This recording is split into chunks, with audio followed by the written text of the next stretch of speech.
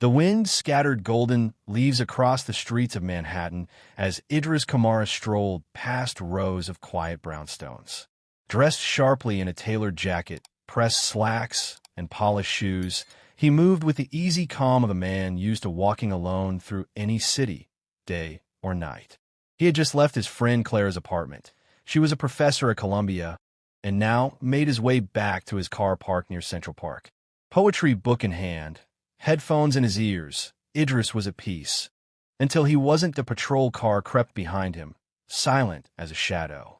Inside sat Sergeant Miller and Officer Jones. 2 uniforms, 2 stares. Doesn't look like he belongs, Miller muttered. Especially not dressed like that, Jones replied. The squad car jerked to a stop beside the curb. Idris paused, pulled out one earbud. Hey, you! Come here a sec, barked Miller. Idris turned, calm but alert. He approached with his ID already out. Good evening, officers. Is there a problem? You live around here? Miller eyed him with suspicion. I live on the Upper West Side. Just had dinner with a friend nearby. Jones snatched the ID, inspecting it slowly.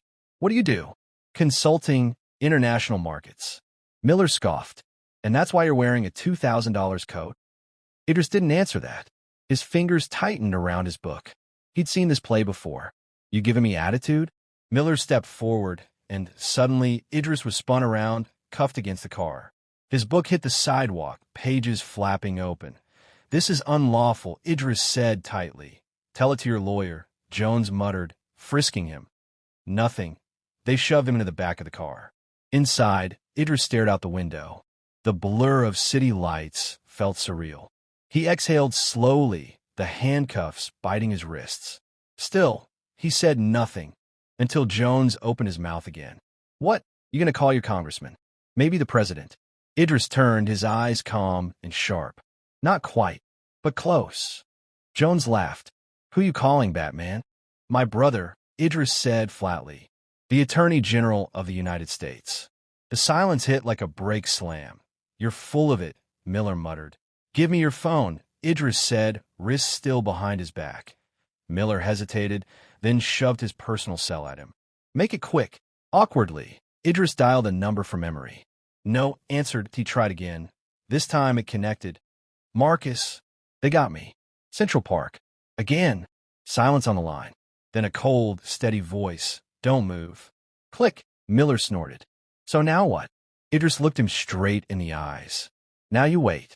Back in Washington, D.C., in a high-rise of marble and steel, Marcus King stood before a window overlooking the Capitol. He held the phone a moment longer before placing it gently on the desk, but he didn't shout. He didn't swear. He just said, Sarah. His assistant appeared in seconds. Secure line. Get me the New York ambassador and the legal advisor. Priority 1. She nodded and vanished. Marcus turned to his desk, brushing a framed photo of 2 boys on courthouse steps. Himself and Idris, years ago. The photo had never meant more than it did now. Minutes later, a secure video call opened. Gregory Walters, U.S. Ambassador to New York, appeared, rumpled and pale. Mr. Attorney General, my brother's been detained. No charges. No cause. Fix it. I understand. We're looking into it. No. You're acting on it. Now. Marcus's voice didn't rise, but the threat inside it did. I want him released immediately. I want a full report. I want those officers suspended pending review. And I want a formal apology from NYPD today. Greg swallowed. Understood. Shall I handle it directly? Not just you. Bring in your legal chief, diplomatic security, and inform the police commissioner. If this isn't resolved in 2 hours, it becomes an international crisis. The screen went dark. At the precinct, Idris sat in a cold chair, still cuffed, eyes locked on the clock. Miller paced, smug, while Jones poured himself cheap coffee. He really thinks his brother's some kind of hero, Jones scoffed. He'll be lucky if he doesn't spend the night in a cell. But something shifted. The phone at the front desk rang once, twice, 3 times. The officer on duty picked up and froze. He stood. Walked straight to the chief's office. Knocked hard. Miller frowned. What the hell is that about? Another phone rang. Then another. Within minutes, a chain reaction began. Computers flickered. Faces paled. Phones passed from hand to hand. Idris sat still, watching. Jones returned from the hallway, suddenly less smug. You might want to let him go, he whispered to Miller. Miller stared. What? The Attorney General just called the ambassador. They're flipping out. Miller turned toward Idris. For the first time that night, his bravado cracked. Idris met his eyes. He didn't smile. He didn't blink. He just said, "Told you." Idris watched them without a word. Not out of fear, but because he knew they were digging their own grave without realizing it. Patience was his sharpest weapon. That night, Officer Miller crouched in front of him, smug and close, his breath laced with arrogance. You people think having contacts makes you untouchable. But this is America, kid. That doesn't mean a damn thing here. We'll see. Idris replied quietly, voice steady as stone, like tea that moment. The back door slammed open. Chief Inspector Lujan stepped in, jacket half-buttoned, phone in hand, face carved from iron. His boots echoed like a warning. "Where's the detainee?" he barked. Miller stood up, startled. "Right here, Chief. We brought him an hour ago. No ID, loitering, acting suspicious. We haven't logged the report yet." Lujan's glare cut the room like a blade. "An hour, and you haven't filed a single line?" "We were just about to," Jones stammered, setting his coffee down. The inspector moved toward Idris, eyeing him from head to toe. Then he turned to the officers, voice rising. "Do you know who this man is?" "He didn't identify himself properly," Miller muttered. "Acted strange."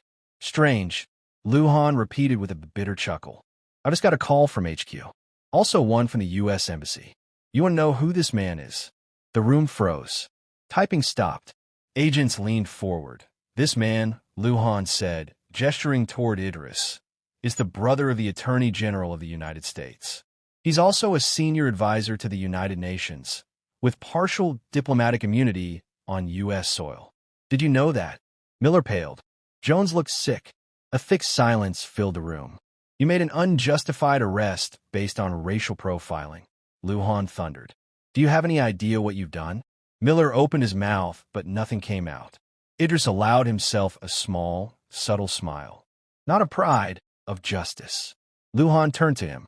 "Mr. Kamara, on behalf of this precinct, I sincerely apologize. This never should have happened."